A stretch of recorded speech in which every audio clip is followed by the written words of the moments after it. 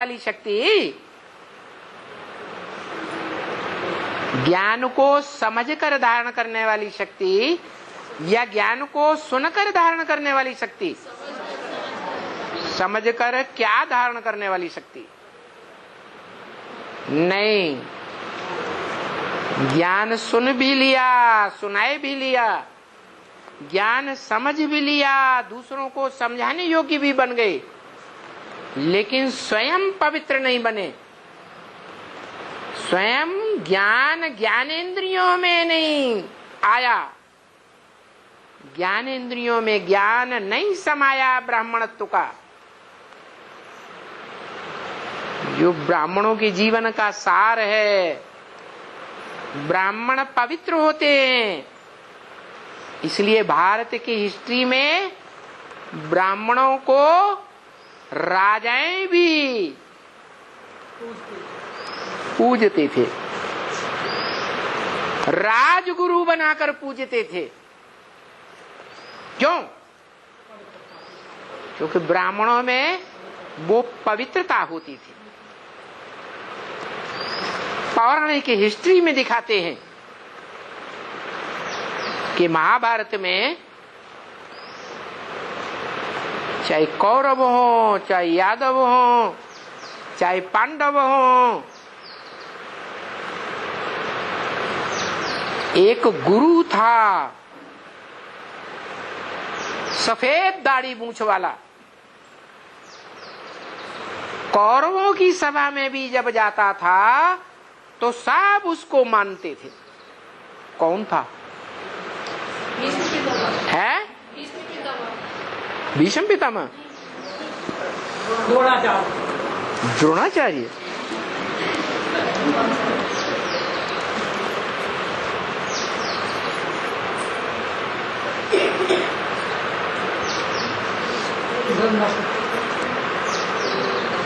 वेद व्यास का नाम सुना है?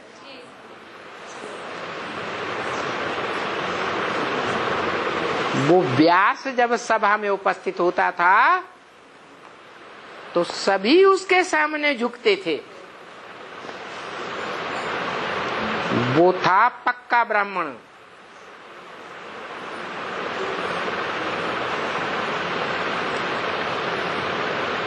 वेदों में भी जिसका नाम प्रसिद्ध है, वेद व्यास। और वेदों में भी जो पहला शास्त्र है, जो गीता शास्त्र कहा जाता है, उस गीता शास्त्र में भी उसी का नाम है, व्यास प्रसादात। ये गीता ज्ञान किसकी प्रसन्नता से मिला? व्यास की प्रसन्नता से मिला। तो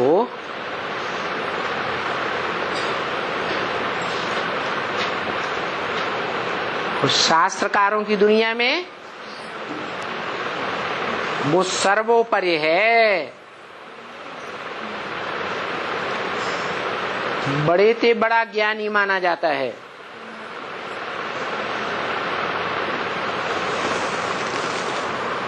जिसका नाम दिया गया भारत।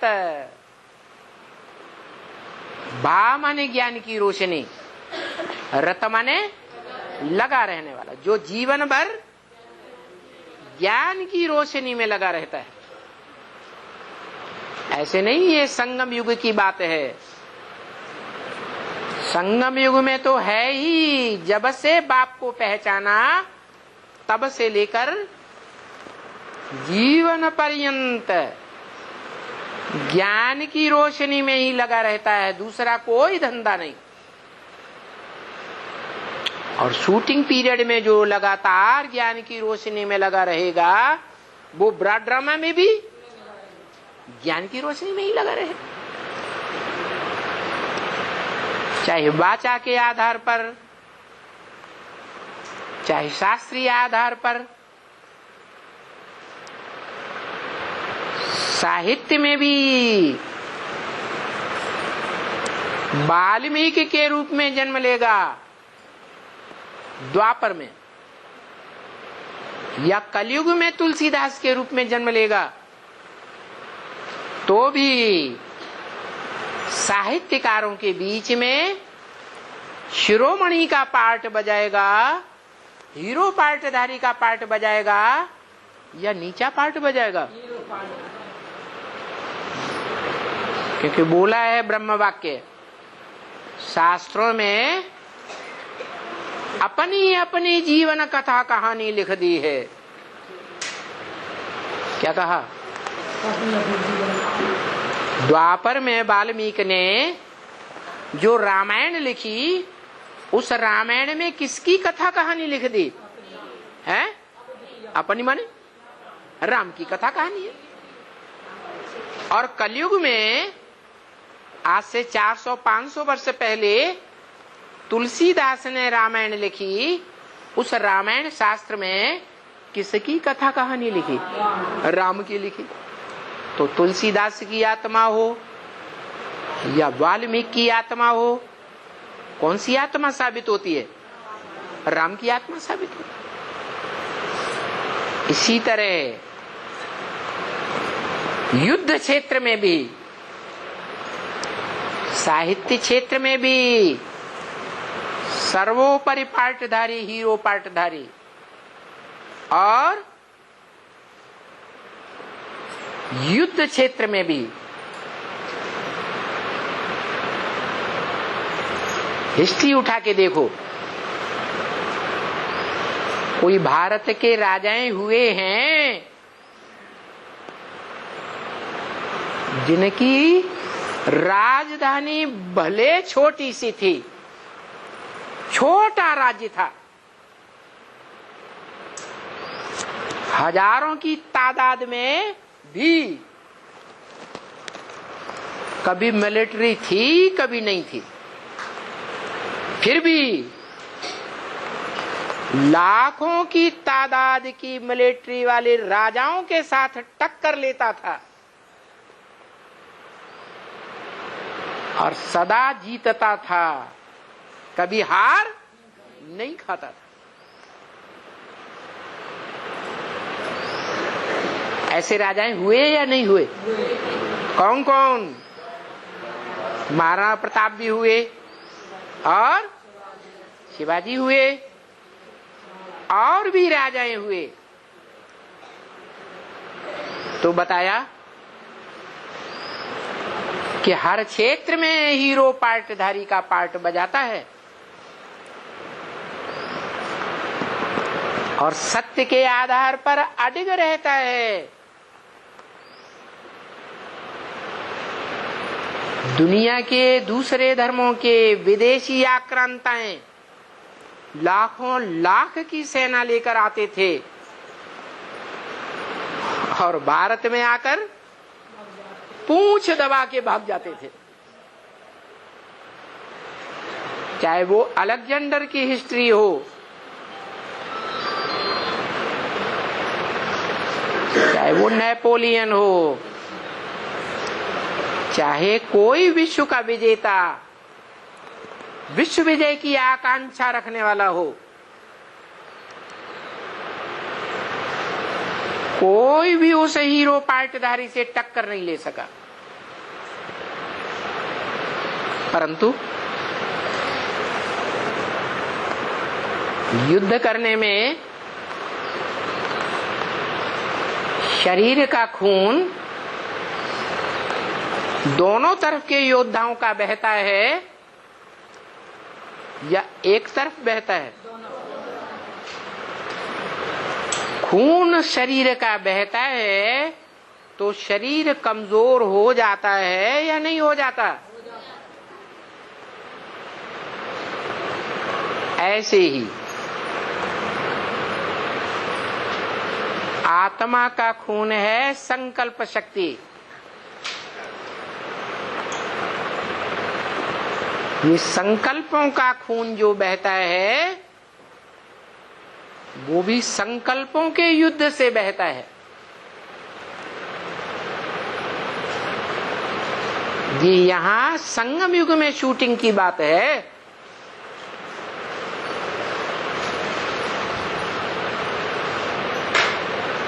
लगातार युद्ध रहता है,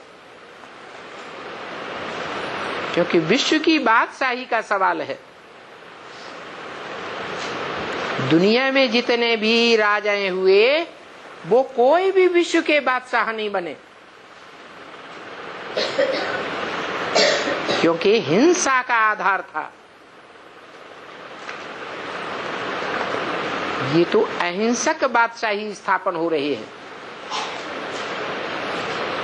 और अहिंसा के आधार पर ही सारे विश्व की बादशाही ली जा सकती है। परंतु लड़ाई के बाद ही राजाई स्थापन होगी या बिना लड़ाई के राजाई स्थापन हो जाएगी? पहले लड़ाई फिर राजाई।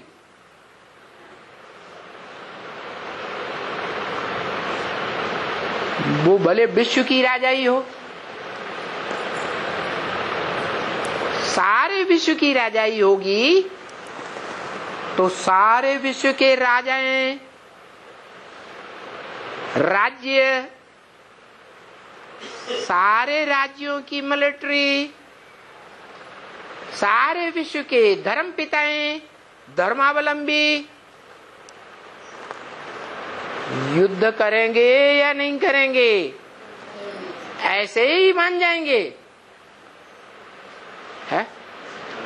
युद्ध करेंगे। युद्ध करेंगे, भले संकल्पों का युद्ध हो,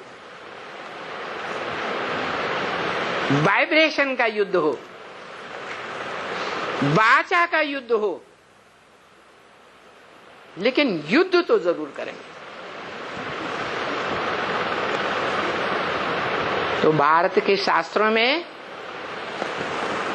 जो इसी संगम युग की यादगार, शूटिंग की यादगार हैं, लिखा है कि दुनिया में एक ही शख्सियत ऐसी हुई है, एक ही व्यक्तित्व का नाम है जिसने जीवन में कभी भी हार नहीं खाई।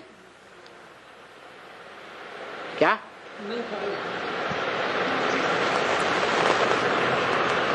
क्योंकि बाप का वाक्य है, महावाक्य, ब्रह्म वाक्य है, विजय तुम्हारा जन्म सिद्ध अधिकार। माने जिस दिन से जन्म लिया, जिस दिन से बाप का बच्चा बना, निश्चय रूपी जन्म लिया, उस दिन से लेकर के महामृत्यु के समय तक भी वो आत्मा कोई भी प्रकार के युद्ध में, लेकिन युद्ध अहिंसक होना चाहिए, बाहुबल का नहीं। जहां बाहुबल की नौबत आती है वहां ब्रह्म वाक्य है, भाग जाना चाहिए, मुकाबला नहीं करना चाहिए। जैसे शास्त्रों में प्रसिद्ध है, भस्मासुर ने आक्रमण किए, पीछे पड़ गया भस्म करने के लिए, तो क्या किया है? सारी दुनिया में भागते भागते फिरे, पकड़ में ही नहीं आए।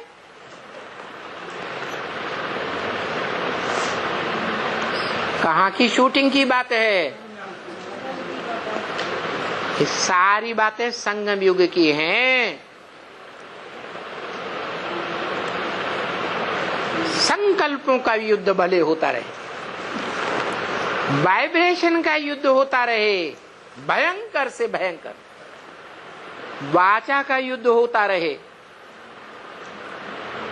कोई कुछ कहेगा, कोई कुछ कहेगा, कोई कुछ कहेगा, सारी दुनिया एक तरफ और एक आत्मा दूसरी तरफ, जो यज्ञ के आदि में भी हुआ था।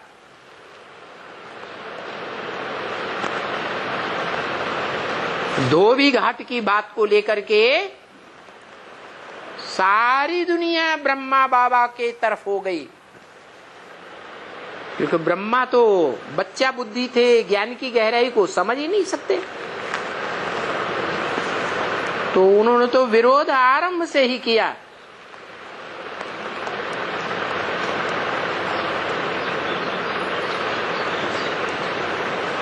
ब्रह्म वाक्य मुरली में ही ब्रह्मा के द्वारा बुलवाया गया।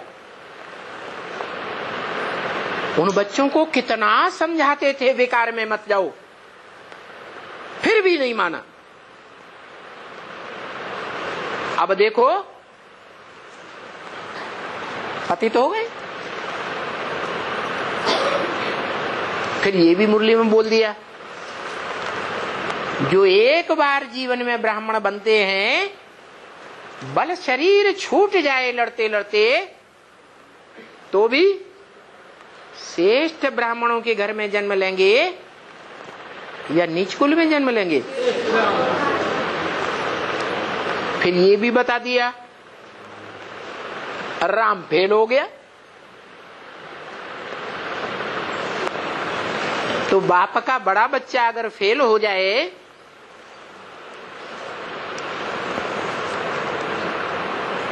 तो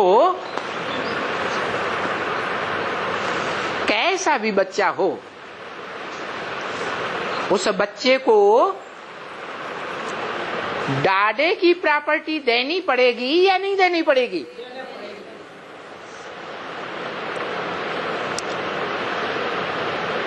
तो धर्म पिताओं का बाप तो हुआ प्रजापिता, और प्रजापिता का बाप हुआ कौन? डाडे। कौन? शिव।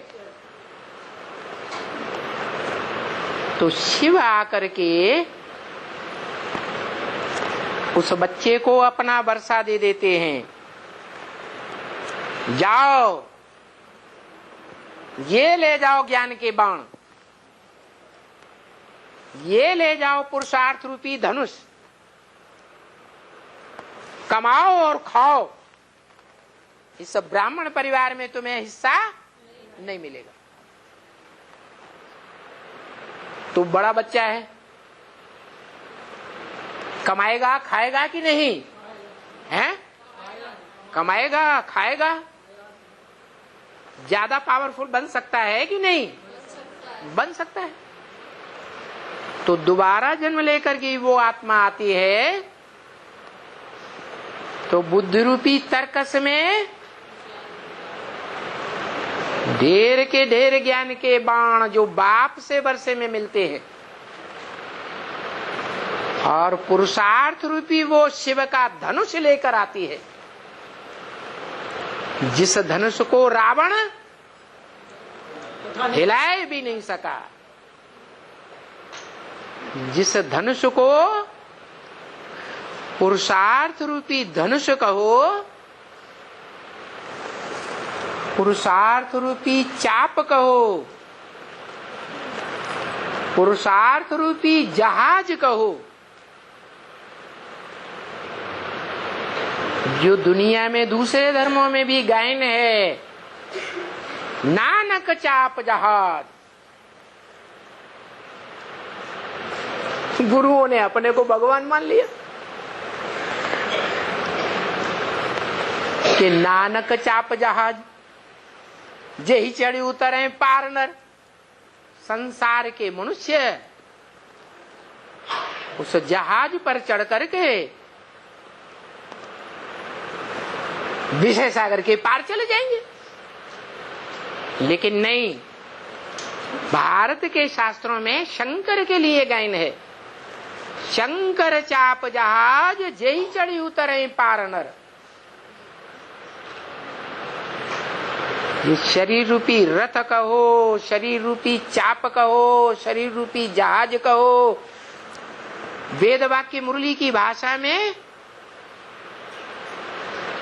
क्या नाम है जहाज का? चंद्रकांत वेदांत जहाज, जिसमें चंद्रमा की कांति भरी हुई है। कांति माने रोशनी। चंद्रमा के मुख से जो ज्ञान निकला वो सारा ज्ञान उसमें भरा हुआ है। वेदों शास्त्रों को भी अंत करने वाला वो ऐसा जहाज है जिस पर चढ़ करके, जिसका आधार लेकर के दुनिया के सारे मनुष्य मात्र इस विषय सागर से पार चले जाएंगे। कबीरदास जी ने अपने ऊपर उठा लिया। चदरिया भीनी भीनी रे, चदरिया माने शरीर रूपी चदरिया। सो चादरे सुर नर मुनि ओढ़ी, देवताओं ने भी ओढ़ी। 16 कला संपूर्ण कृष्ण जैसे देवता ने भी ओढ़ी राधा रूपी चदरिया। फिर नीचे गिरे या ऊपर उठे? नीचे गिरे। सो चादर सुर माने देवता, सुर नर मुनि ओढ़ी, और ओढ़ी के मैली की नी चदरिया। और दास कबीर ऐसी ओढ़ी ज्यों की त्यों धर दी नी चदरिया। वाह भाई, ये क्या बात हुई? क्या कबीरदास जी भगवान हो गए जिनके संग के रंग में आकर के शरीर रूपी चद्दर, शरीर रूपी कपड़ा जो भीना भीना हुआ है, बहुत सुंदर है, पारदर्शी है, वो चदरिया को कोई दाग नहीं लगा?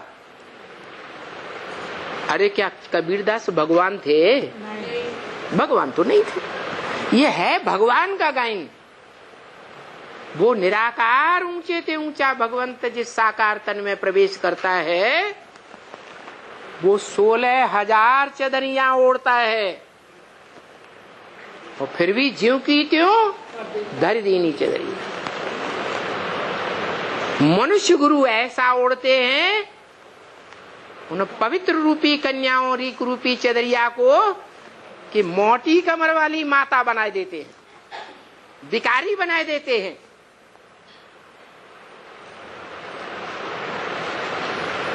भ्रष्ट बनाए देते हैं। ये तो एक का गायन है जो अमोघ वीर्य गाया हुआ है। क्या?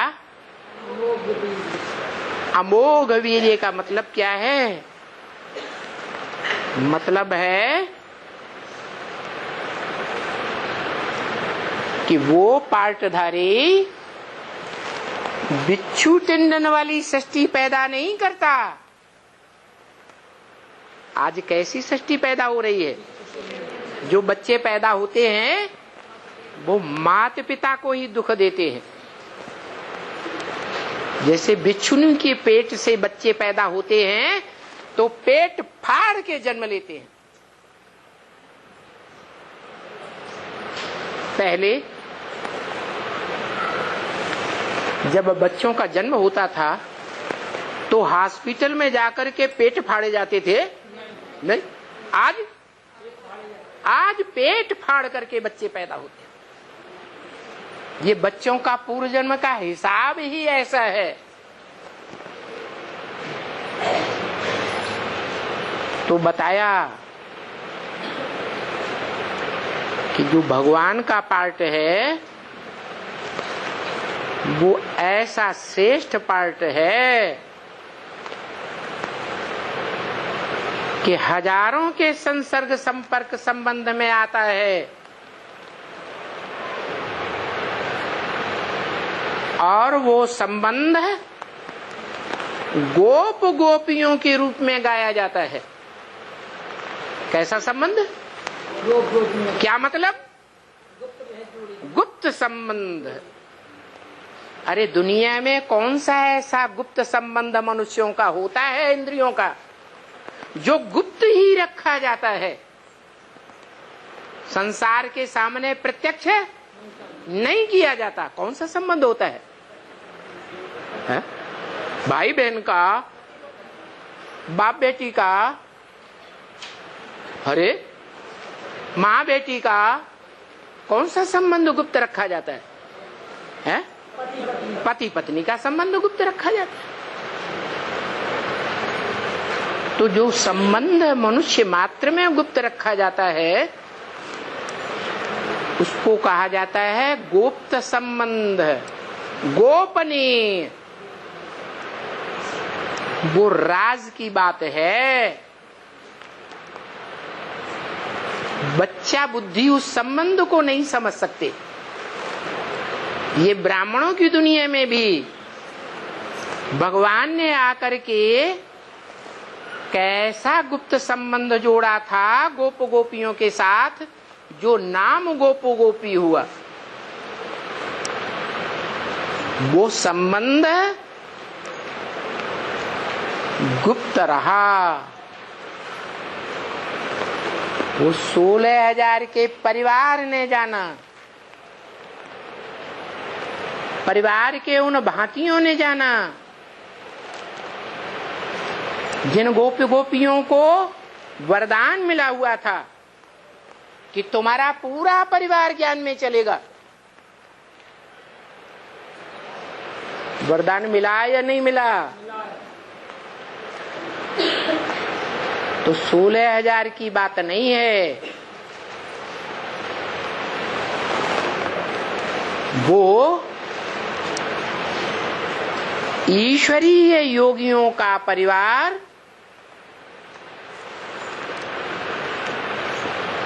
जो 16,000 की संख्या का है, राज परिवार कहा जाता है। 84 जन्मों में कहीं न कहीं राजा रानी जरूर बनते, भले एक जन्म में कहीं बनेंगे जरूर। तो वो ईश्वरीय राजयोगी परिवार इतना श्रेष्ठ है,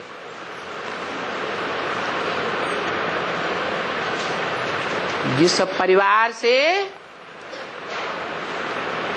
स्वाधीन राजाएं निकलते हैं, जो अपने राज्य में सदैव स्वाधीन रहते हैं। ये राजाई, ये कंट्रोलिंग पावर दुनिया का कोई मनुष्य मात्र नहीं सिखा सकता। ये राजाई कंट्रोलिंग पावर भगवान बाप ही सिखाता है। और किस आधार पर? आधार वही है। पूछा जाए द्वापर युग से देव आत्माएं कैसे पतित बने? संग के रंग से पतित बने। एक के संग के रंग से पतित बनी या अनेकों के अनेकों धर्मों के धर्म पिताओं के संग के रंग में आने से पतित बनी? अब क्या किया जाए? उस एक को पहचाना जाए जो दुनिया का बड़े से बड़ा राजयोगी है।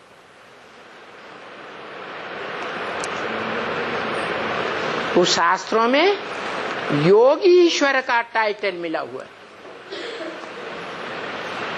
योगी राज का टाइटल मिला हुआ है भगवान को। परंतु अनजाने में, अज्ञानता के कारण कृष्ण का नाम डाल दिया, और जिस कृष्ण का नाम डाला है वो कृष्ण बच्चे के रूप में पूजा जाता है। अरे बच्चा क्या जाने संग का रंग का राज क्या होता है। जो ऐसा संबंध है संग का रंग छोड़ने वाला, इतना गहरा संग का रंग छोड़ता है कि स्त्री शरीर छोड़ती है तो जीवन भर जिस पुरुष का संग किया है, जिस पुरुष से सुख लिया है, वो अंत समय में याद जरूर आ जाता है और रिजल्ट क्या होता है? अंतमते सुगते हो जाती है। स्त्री ने पुरुष चोले को याद किया अंत समय में तो काहे का जन्म मिलता? पुरुष का जन्म मिलता। और पुरुष भी इसी तरह जीवन भर स्त्री चोले से सुख लेता है तो अंत समय में क्या याद आता है? स्त्री चोला याद आ जाता। अंतमते सुगते। पुरुष को कौन सा जन्म मिलेगा? स्त्री का जन्म मिलता। तो देखो इस गुप्त संबंध के संग का रंग इतना गहरा है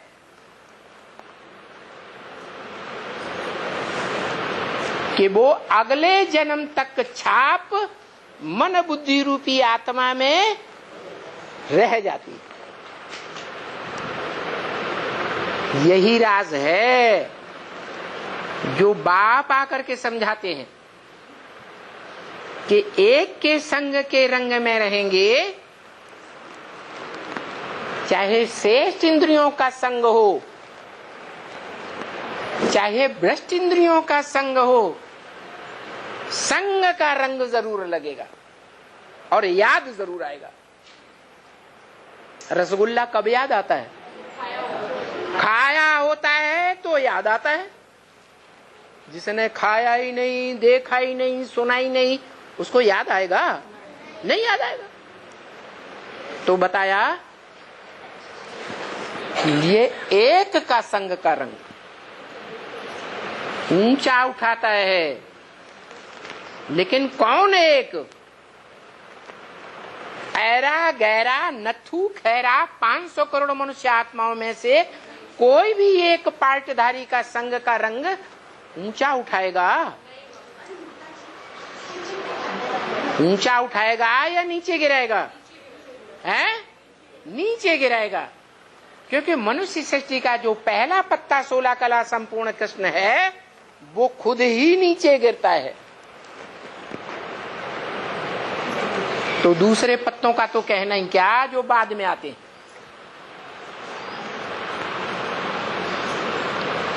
तो मनुष्य सृष्टि वृक्ष के उस ऊंचे से ऊंचे पार्टधारी बीज को पहचानने की बात है। और वो बीज की पहचान कौन देगा? है?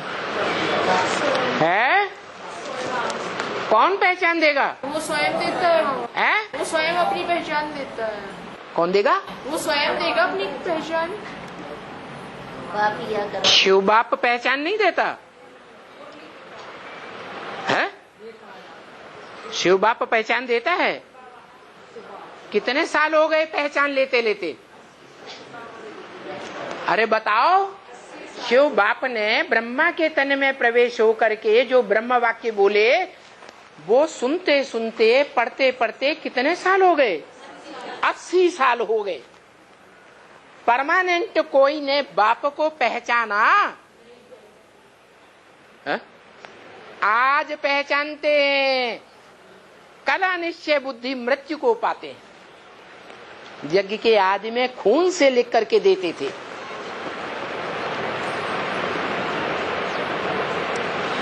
फिर उनका भी हाल बुरा हो गया। अभी सरकारी कोर्ट स्टाम्प पेपर पर लिख कर देते हैं। कोई कोई नोटरी भी कराते हैं कोर्ट के सामने। आज निश्चय बुद्धि बन करके निश्चय पत्र लिख कर देते हैं और कल अनिश्चय बुद्धि की मौत हो जाती है। तो बताओ, कोई छाती ठोक करके कहेगा कि माया के फाइनल पेपर में हम फेल होने वाले नहीं हैं। हम बाप को भूलने वाले नहीं हैं। हम अमर बनकर रहेंगे। दुनिया मारी जाए तो मारी जाए, कोई है तो हाथ उठाओ, हाथ उठाओ भाई। अरे माया किसी को छोड़ने वाली नहीं है। अभी तो फाइनल पेपर भी नहीं हुआ।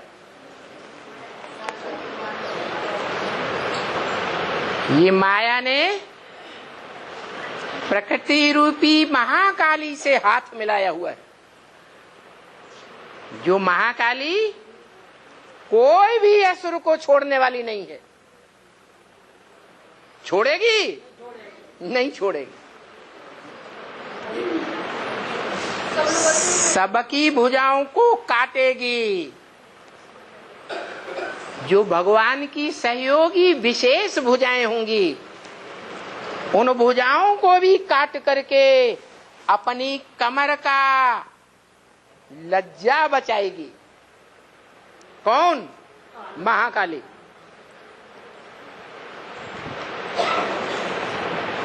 अपनी लज्जा बचाएगी। उन सहयोगी बाप की भुजाओं के द्वारा ऐसे बुलवाएगी, संसार के सामने ऐसे कहलवाएगी कि माता सच्ची है महाकाली और वो झूठा है। माता की लाज बचाएगी, बचाएंगी वो भुजाएं, और बाप की लाज गुवाएंगी।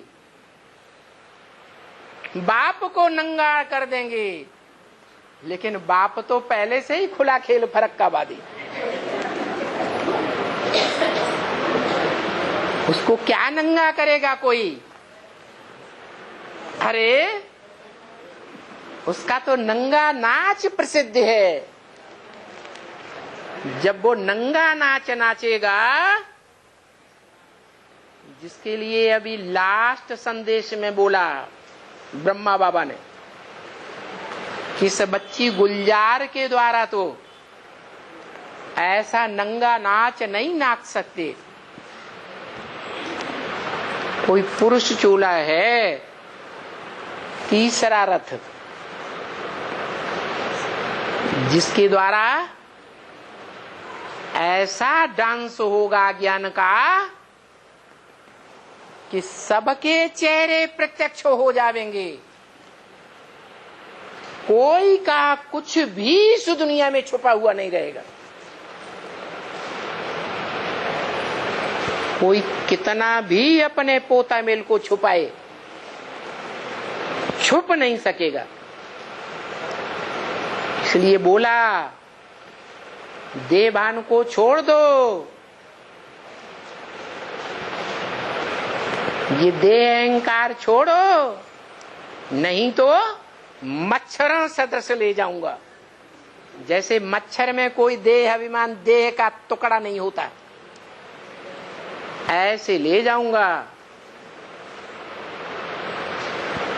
तो बताया नई दुनिया आने वाली है, तो विनाश भी जरूर होना है। और देह अभिमानियों का विनाश होना है या आत्माभिमानी का विनाश होना है? और अपना पूरा पोता मेल देने वाला कोई करोड़ों पुरुषार्थियों में से, कोटों में से कोई एक है। क्या बोला मुरली में? है अपना पूरा पोता मेल देने वाला कोई कोटों में एक है, जिसके लिए बोला अब देखेंगे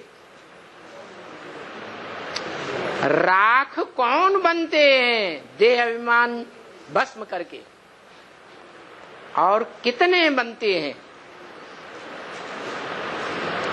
और कोटों में से एक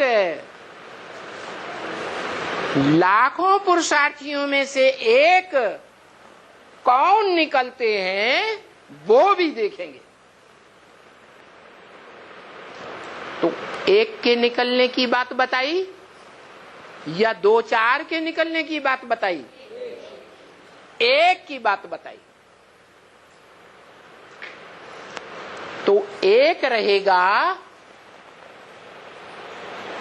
बाप रहेगा सृष्टि का, मनुष्य सृष्टि का, तो नई मनुष्य सृष्टि बनेगी, या बाप भी नहीं रहेगा, बीज भी नहीं रहेगा, तो नई सृष्टि मनुष्य की बन जाएगी। एक बाप जरूर रहेगा। भले माया प्रकृति रूपी माता का हाथ मिला करके सबके गले कटवाए दे, लेकिन एक का गला नहीं काट सकती। एक साकार शरीर से भी रहेगा और आत्मिक स्थिति में भी रहेगा, और उस एक के द्वारा फिर से नए सृष्टि रूपी वृक्ष की स्थापना होगी। फिर वही आदिकल्प की तरह राधा कृष्ण का जन्म होगा। जो शूटिंग पीरियड में, रिहर्सल काल में शास्त्रों में दिखाया गया, सारी सृष्टि पर जलमयी हो गई। फिर कौन आया सागर में? है? अरे पीपल के पत्ते पर कृष्ण बच्चा आया। अब बताओ, ऐसे हो सकता है क्या कि सारी सृष्टि में जलमयी हो जाए और कृष्ण बच्चा पीपल के पत्ते पर टपक पड़े? छोटी मोटी नाव, इतनी हल्की नवैया, और उस पर बच्चा बिठैया, और वो नवैया डुबैया न हो। अरे ये कवियों की भाषा है, अलंकारिक भाषा होती है, प्रतीकात्मक भाषा होती है, उसका गहरा अर्थ होता है। पीपल का पत्ता माना ऐसी हल्की फुल्की पार्ट बजाने वाली आत्मा जो बहुत हलचल में आती है। दुनिया के जितने भी वृक्ष हैं, उनमें कौन से वृक्ष का पत्ता है जो थोड़ी सी हवा भी हिलेगी डुलेगी तो पत्ता जोर से डोलता है? पीपल का पात। गायन है, पीपल पात सरिसमन डोला। क्या बुद्धि के लिए नहीं बोला, और कोई इंद्रिय के लिए नहीं बोला, मन के लिए बोला। ये मन रूपी ब्रह्मा है, उसे मन कहो, दिल कहो। बाप का दिल है उस बच्चे के ऊपर। साकार मनुष्य सृष्टि का बाप और उसका साकार बच्चा, मनुष्य सृष्टि का पहला पत्ता कृष्ण, उस बच्चे के रूप में बोला कि वो किस पत्ते पर आता है। क्या नाम दिया? पीपल। उस वृक्ष को कहते हैं, वो वृक्ष पीपल का वृक्ष क्या कहा जाता है? ब्रह्मदेव। क्या कहते हैं? ब्रह्मदेव। कहते हैं उसमें भूत प्रेत निवास करते हैं, इसलिए उसकी लकड़ी को कभी नहीं जलाना चाहिए। वास्तव में वो ब्रह्मा रूपी आत्मा की बात है। वो ज्ञान चंद्रमा ब्रह्मा जिस साकार चोले में फीमेल में प्रवेश करता है, वो पीपल के पत्ते पत्ते के रूप में पार्ट बजाने वाली आत्मा है। रुद्रमाला का मणका तो है, लेकिन सबसे कमजोर मणका है या पावरफुल मणका है? कमजोर लास्ट मणका है। इसलिए बहुत हिलता डुलता है।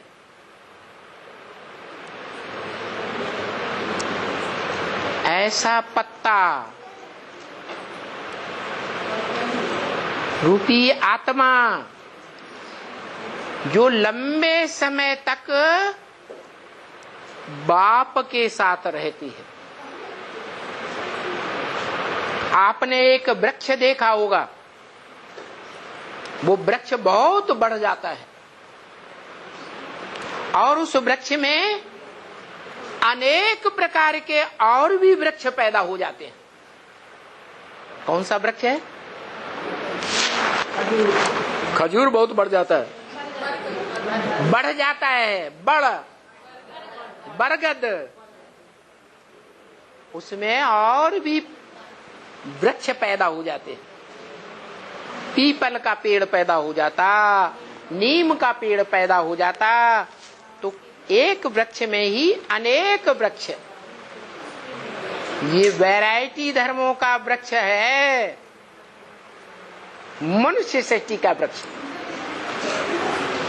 तो जो पीपल का पत्ता है वो उस आत्मा की यादगार है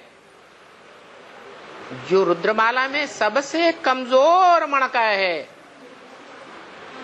थोड़ा सा माया का झोंका आता है और हिल जाती है। भले उस पत्ते ने लंबे समय तक बाप का साथ निभाया है,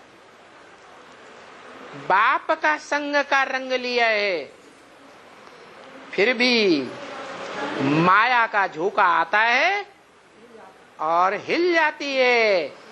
इतनी जोर से हिलती है कि बाप का साथ ही छोड़ जाती है।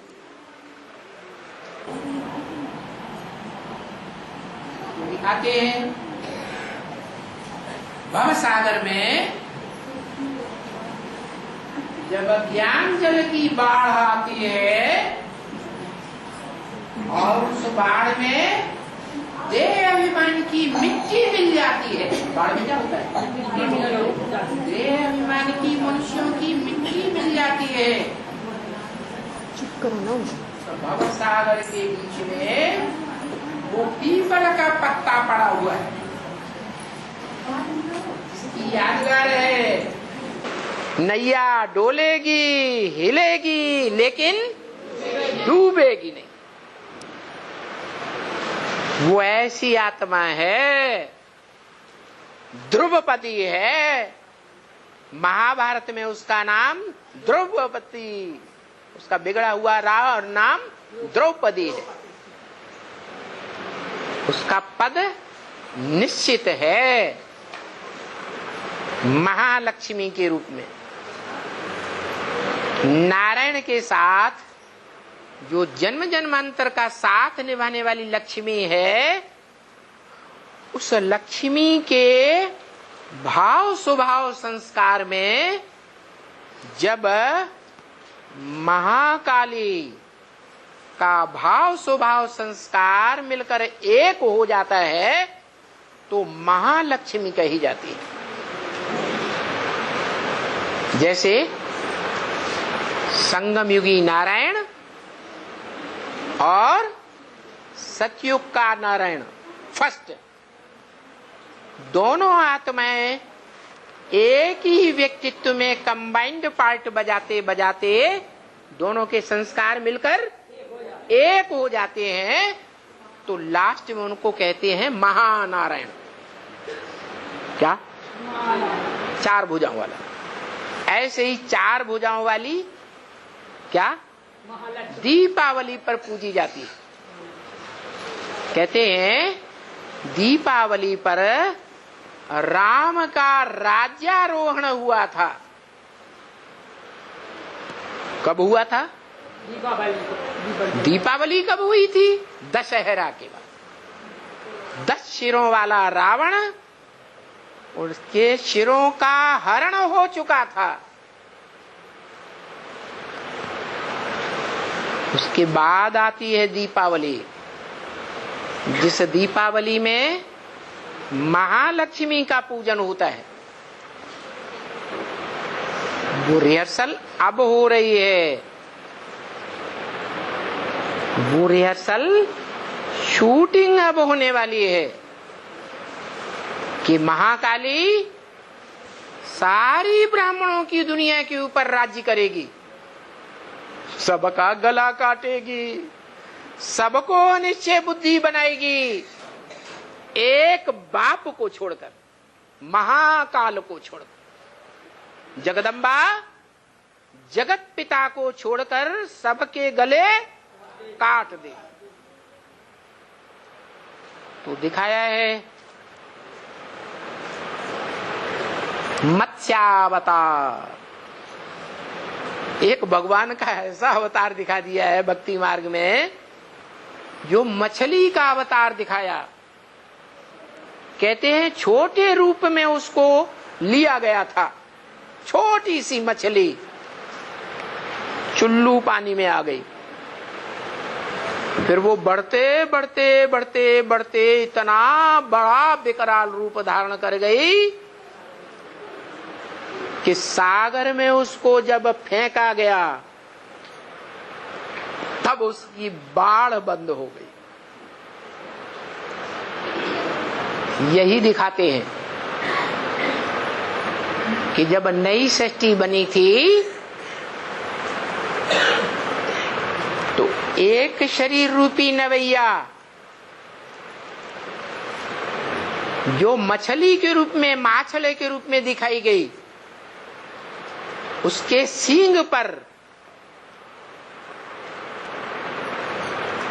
वो नई सृष्टि की 108 आत्माएं बीज रूप में बैठी हुई थी और उससे नई सृष्टि का जन्म हुआ। पीपल का पत्ता भी दिखाते हैं पहले पहले। वो पीपल का पत्ता समंदर में जब लहरें आती हैं तो डूबेगा या नहीं? डूबता हुआ दिखाई पड़ता है या नहीं? दिखाई पड़ता है। डूबता है फिर उछलता है, फिर डूबता है फिर उछलता है। तो लोग समझते हैं कि ये डूबा कि डूबा, लेकिन वो डूब नहीं सकता। उसका पार्ट ऊंचे से ऊंचा है, जो विष्णु के रूप में बायां अंग, बायां हाथ दिखाया गया है। सबसे नीचे का हाथ, उस हाथ में कौन सा फूल दिखाते हैं? कमल का फूल। क्या मतलब हुआ कि कीचड़ की दुनिया में रहती है, विकारियों के बीच में रहती है, फिर भी वो विकारों में उसकी बुद्धि डूबती नहीं है। इसलिए जो चित्र बनाए जाते हैं सरस्वती जगदम्बा के, कॉलेजों में, विद्यालयों में गेट पर छोटा सा ताक बनाते हैं, उसमें जगदम्बा की मूर्ति रखते हैं। और वैसे भी महाकाली के चित्रों में मस्तक में शंकर की मूर्ति दिखाते हैं। इससे क्या साबित होता है? हाँ, कि कैसे भी कीचड़ पट्ट उठाने वाले बच्चे हैं, उनके संग के रंग में रहती भी है तो भी बुद्धि से कमल फूल के समान उपराम रह करके रहती है। वो डूबने वाली नहीं है। उसका पार्ट है, और वो पार्ट विनाश का कार्य वास्तव में 3 मूर्तियों में से कौन सी मूर्ति के सिर पर है? शंकर के ऊपर है जिम्मेवारी। लेकिन शंकर अपनी जिम्मेवारी किसको सौंपता है? असुर संहारिणी को सौंपता है। और वो असुर संहारिणी अकेली नहीं है, ढेर की ढेर भुजाएं हैं जो उसको सहयोग देने वाली है। तो बताया कि नई दुनिया बनती है तो पुरानी दुनिया का विनाश करने वाला कोई प्रैक्टिकल पार्टधारी भी होगा या नहीं होगा? शंकर के लिए तो ब्रह्म वाक्य है मुरली में। शंकर क्या करता है? कुछ भी नहीं। माने करने धरने का काम इंद्रियों से होता है या बिना इंद्रियों के? है इंद्रियों से होता है। और विनाश का काम अपवित्रता से होता है या पवित्रता से होता है? तो शंकर क्या अपवित्र होता है? शंकर के मस्तक से तो मस्तक में ज्ञान का तीसरा नेत्र ही दिखाते हैं। वो तीसरा ज्ञान का नेत्र उसके जीवन में, ब्राह्मण जीवन में, यज्ञोपवीतधारी ब्राह्मण शंकर के जीवन में कभी वो तीसरा नेत्र गायब नहीं होता।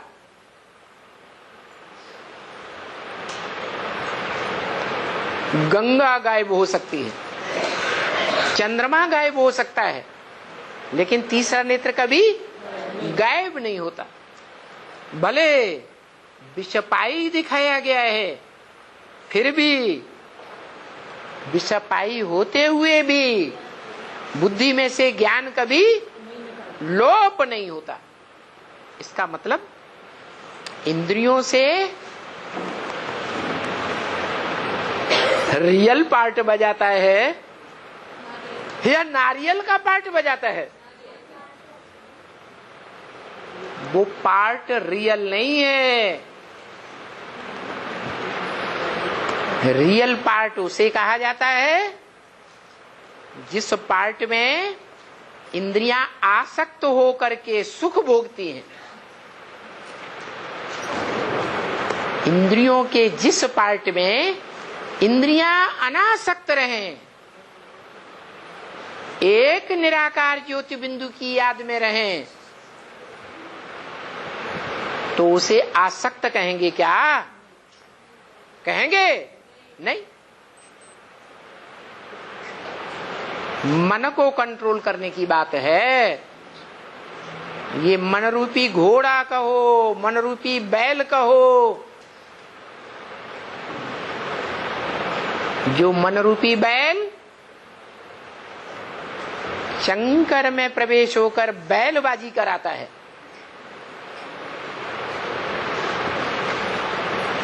वही बैल है जो गले में बासुकी नाग के रूप में दिखाया जाता है।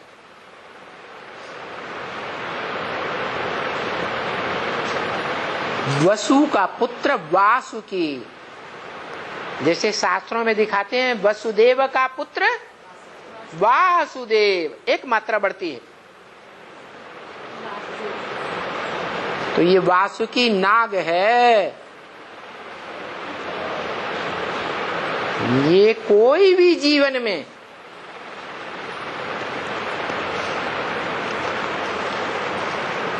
नाग की तरह